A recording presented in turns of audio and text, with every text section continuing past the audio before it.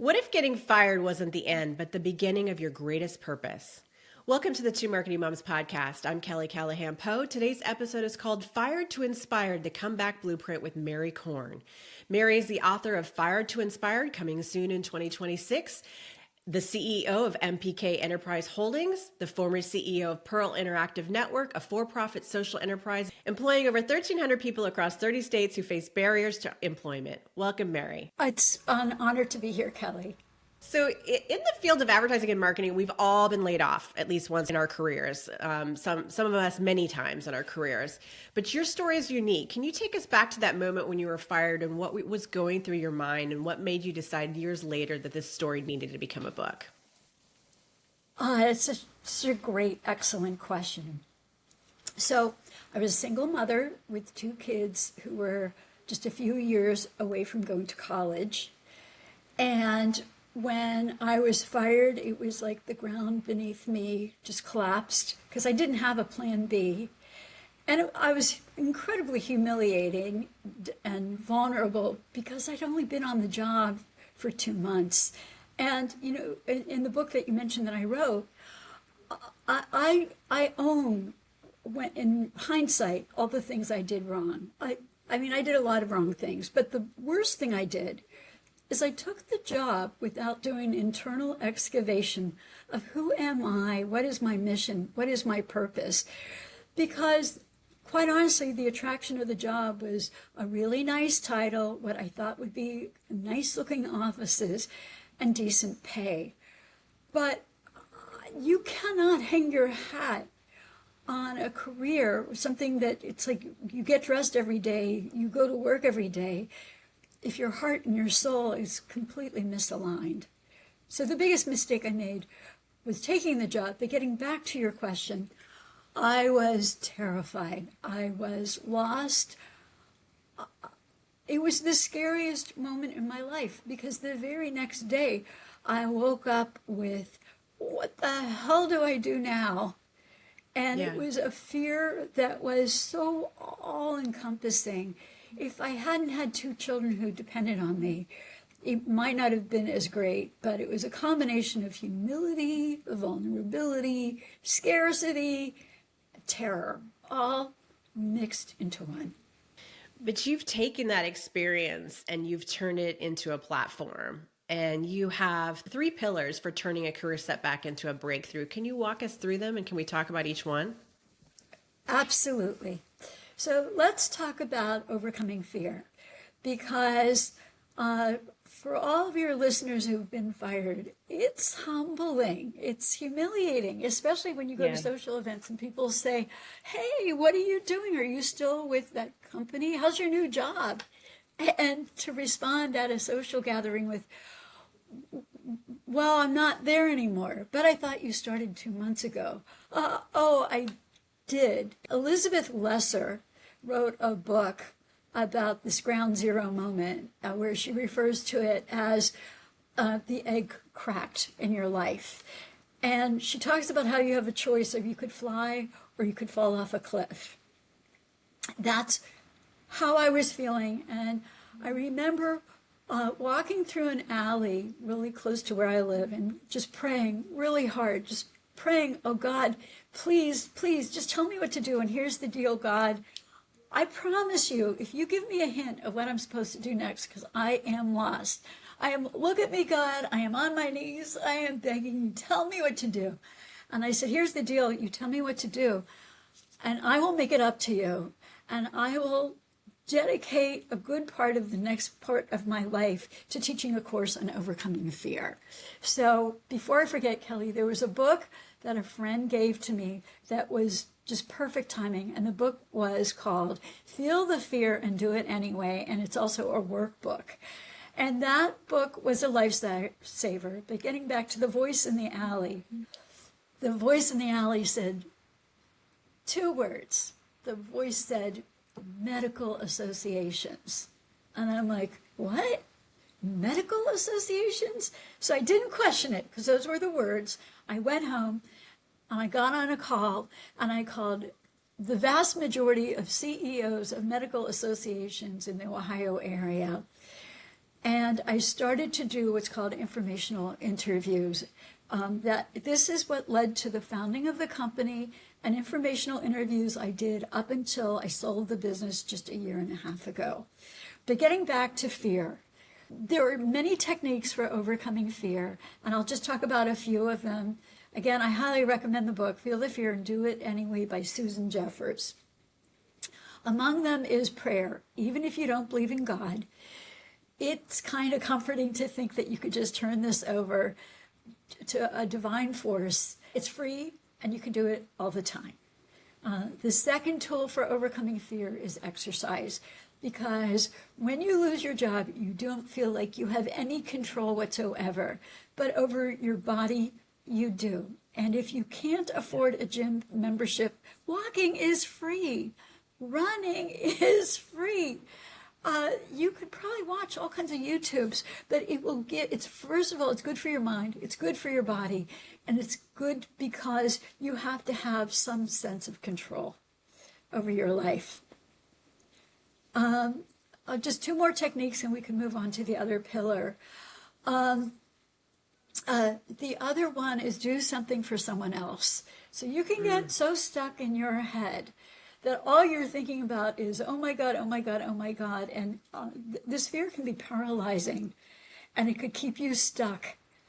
But you don't have to stay there. There's a whole slew of techniques. But do something for someone else. Another book I highly recommend is The Power of Now, written by Eckhart Tolle. Yeah. And he wrote this book about the fact, and this is when he was on the cusp of feeling suicidal because he was so overwhelmed.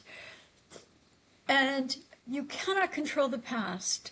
You don't know what the future will hold.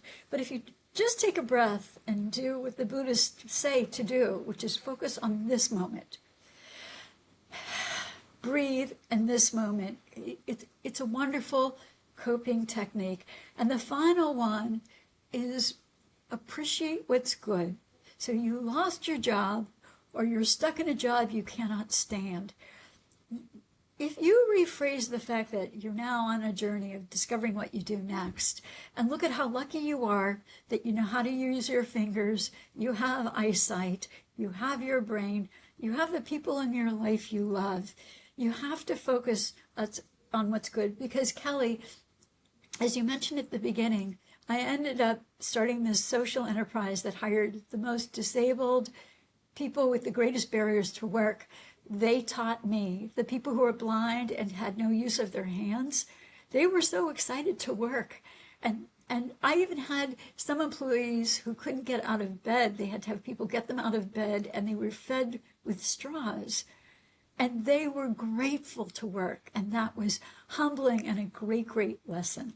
So that's the first pillar, is you got to get unstuck from that fear, because if you can't get out of that space, it's really hard to move on. You call it suck it up, overcome the fear, correct? Well, that's a good way to say it. I don't mean to sound harsh. But you got to get over it. You just got to, because otherwise you just stay under the covers and you don't get out of bed. And most people can't afford that, mentally, physically, and financially. You had some deep inspiration in terms of overcoming fear with your mother. Could you tell that story? Yes. So there were two inspirations for what happened next, but we'll start with my mother. My mother was a Holocaust survivor and one of the bravest people I knew. So at the age of 13, she was put on a car that was headed to the death camps. And while she was on the train with her sister, she saw the apparition of her grandfather, who said, "You have to jump from this train. You have no choice, because if you don't, you will die." And so my mother and her sister jumped from a train that had SS guards with machine guns. They jumped from the train and they survived. So my mother was in a camp, and by the way, as an interesting side note, she was at Bergen-Belsen, which is also the same camp as Anne Frank. And she always told me my whole life that she thought that Anne Frank worked at the machines next to her. They both worked in thread machines. So near the end of the war, Hitler evacuated the camps and led the death marches. So if you were on a death march and you fell, you were shot. And my mother knew she wouldn't survive that. So she ran away and she hid in a barn. And just the virtual fact that she ran away, at any moment she could have been shot, and she knew that. So fast forward, she met my father, they divorced, she came to this country with $125 to her name. She was a single mom with 2 kids under the age of 8. So as I'm going through all this journey of, oh my God, what do I do next? I channeled the bravery of my mother, because giving up is not an option. You could say suck it up and move on. Giving up is not an option. It just isn't. For anyone listening, it's never an option. But my mother was a great role model, because she lost everybody in her family. So, I mean, most people don't have that as a role model. That's extremely powerful. The second pillar that you have is related, really, which is know your purpose, right? Can we talk about how you found your purpose through this experience? Yes. So the biggest mistake I made was taking the job in the first place. And it was a mistake because I was burned out on my previous corporate job, high paying. I wanted a change. I took the first job that went along because I just wanted something. I was completely burned out of my first job, disengaged. And I didn't do the work on myself to do an internal excavation of who am I? What makes my heart sing? What am I passionate about? What is my purpose? What is my mission? And Kelly, everybody on this earth has a mission. And I believe it's your God-given right to do work that really resonates with your heart, with your soul, with your purpose. And one of many mistakes I made was taking the job that was totally disconnected from who I am. And by the way, I mentioned before this call that there are 2 or 3 or 4 books I could recommend to people who are not sure of, oh my God, what do I do? Where do I go? So amongst some of the books, and I won't belabor it, but there's some great books, and some of them I'd like to mention is The Artist Way by Jules Cameron, Designing Your Life. Oh, I love this one. I don't know what I want, but it's not this. Believe it or not, Blue Ocean Strategy, because whoever you are, whatever you do, you have to have something unique about you. Kelly, I mentioned I was a government contractor. I did call centers for the federal and state government. It's not enough to do whatever it is you do, but it's what makes you different. Whether you're looking for a job or you're wanting to launch or create a new business, what is it about you that is so incredibly different than the herd? So anyway, those are just some books I want to recommend, but it's so important to excavate, who are you really? And I mentioned earlier, I'm going to have a workbook on my website that's downloadable on finding your life purpose. But whether you use my workbook, which will be free, or you get these books, it's so important. If you don't know where to begin, get a career coach, get some of these books. There are a ton of books on what is your purpose, what is your mission. But whatever you do, don't just take a job to take a job because you feel you have to, because life is short. Find something that resonates with your heart, with your soul. And the third pillar is the art of informational interviews. So Kelly, a big part of my life I've spent in this desert of what is my life purpose, going from one job that was meaningless to another job that was meaningless.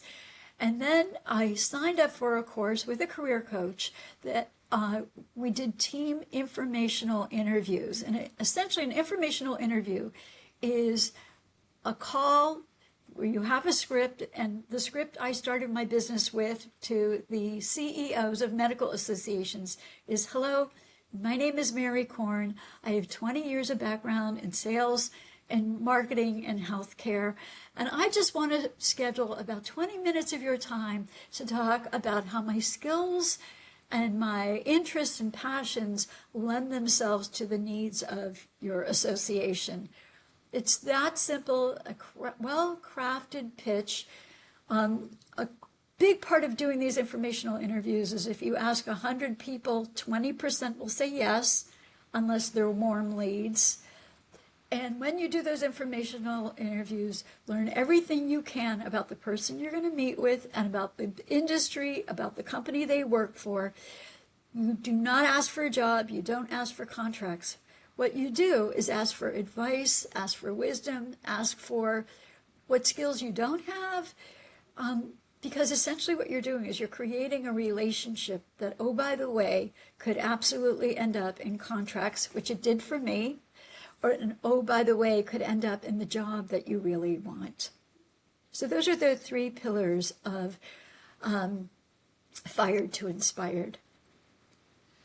I can vouch for the third one because I've used the third one extensively when I moved from the West Coast to the East Coast, and I didn't have any contacts on this side of the coast. And it led to all of the jobs that I had, and just reaching out directly to very senior people to ask for advice. Everyone wants to give advice. So I think that's very wise.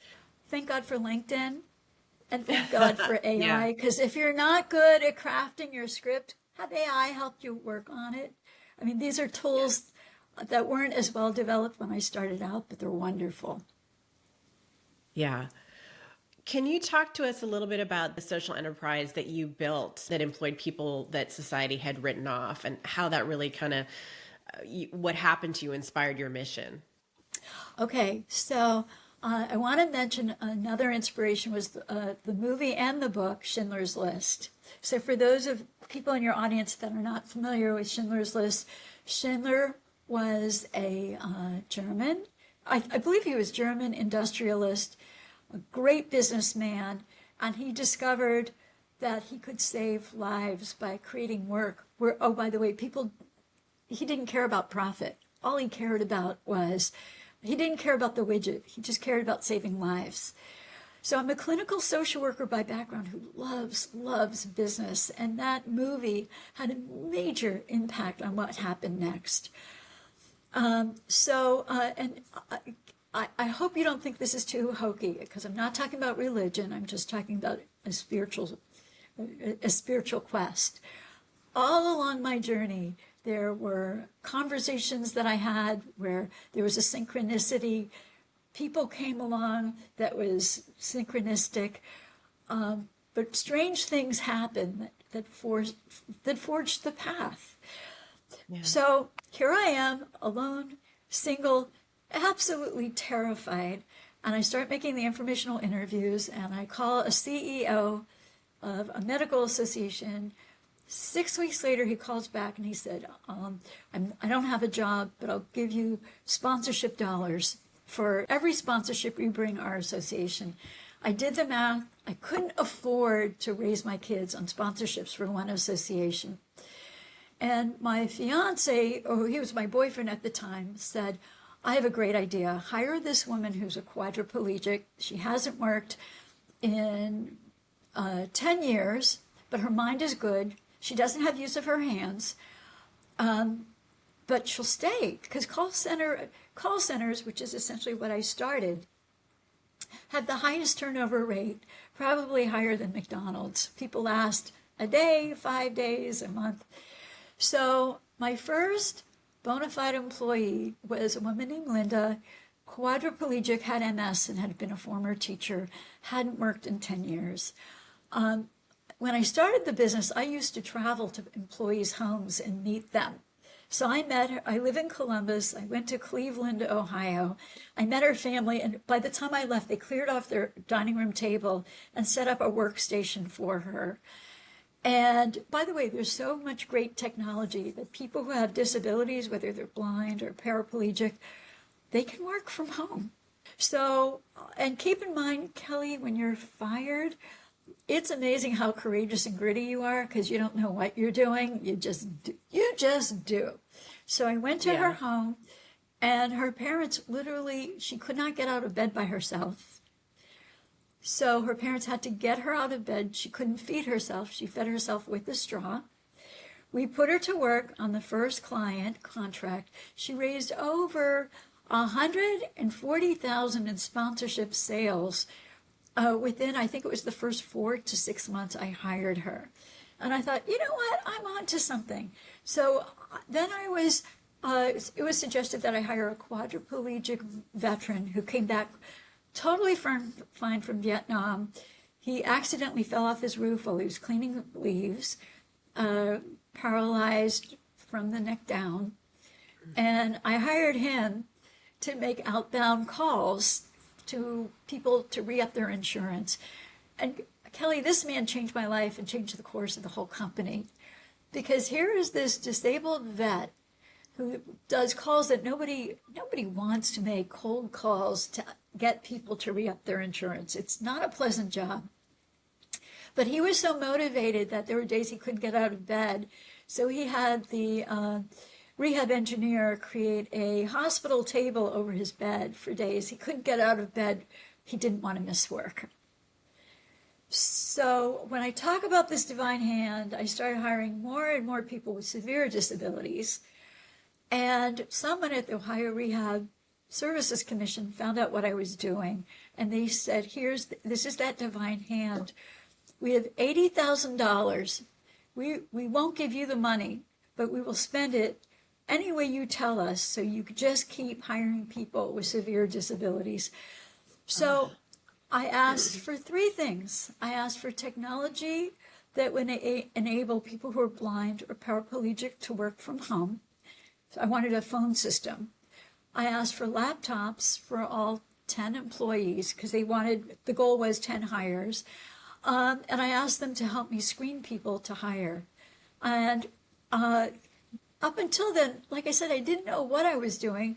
And they said I had to have a business plan to qualify for the grant. And for your listeners, that business plan is everything. You have to do your numbers. You have to know what you're doing. The business plan will be the blueprint of what you're doing and what you're not doing. And lo and behold, I started growing and growing. But the problem with association sponsorships is they were short-term jobs. So I would hire people who'd been looking for 10 years, 7 years, and then the work would come to an end because it was sporadic work. And that's when that divine hand took me to a webinar on the beauty of government contracts.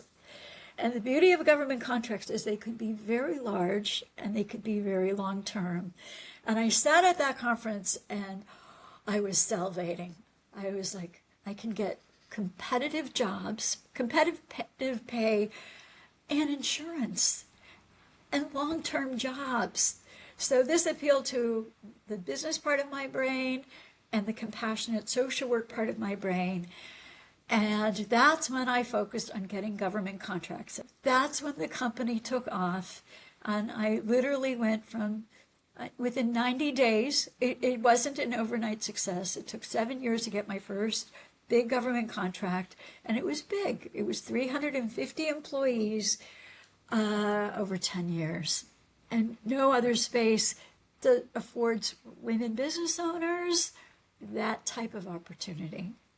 So that company grew to 1,300 employees in 30 states, and I sold the company. What a beautiful story. Yeah. For someone who's listening right now, who's struggling, who has faced a job loss or a major career setback, what's the one mindset shift you'd encourage them to take that would change everything? Do all the work to overcome the fear, because you have no option. That is just not an option. You can't dwell on it. We all have setbacks. If I leave you with anything, is getting fired was the best thing that ever happened, because I got to do work that I passionately loved, that completely resonated with my heart, with my soul. So instead of viewing, oh my God, I lost my job, as a setback, see it as an opportunity to dig inside of your heart, your soul, find what you really want to do, and spend the rest of your life loving what you do, because you deserve it and you have a mission, and use it as an opportunity to live your mission. That's beautiful. Well, thank you so much for your insights today, Mary. I will include all of the books that you mentioned and the workbooks in the transcript on tomarketingmoms.com. Don't forget to subscribe and share, and thanks for joining.